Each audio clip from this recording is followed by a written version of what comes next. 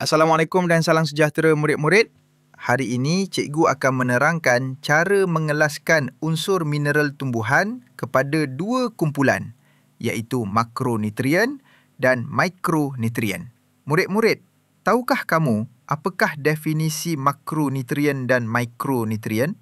Kamu perlu tahu apa itu makronutrien dan mikronutrien supaya kamu dapat mengelaskan setiap unsur yang diberi dengan betul. Makronutrien ialah unsur yang diperlukan dalam kuantiti banyak untuk pertumbuhan dan fungsi utama tumbuhan. Mikronutrien pula ialah unsur yang diperlukan dalam kuantiti yang sangat kecil tetapi tetap penting sebagai pemangkin tindak balas dan komponen enzim. Sekarang, rujuk unsur-unsur yang diberikan dalam kotak pada soalan. Terdapat unsur kalium, sulfur, zinc, magnesium, molybdenum, kuprum, fosforus dan mangan.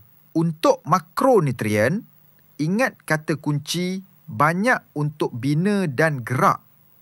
4 unsur yang tergolong sebagai makronutrien dalam soalan ini ialah fosforus, kalium, magnesium dan sulfur. Seterusnya, mikronutrien.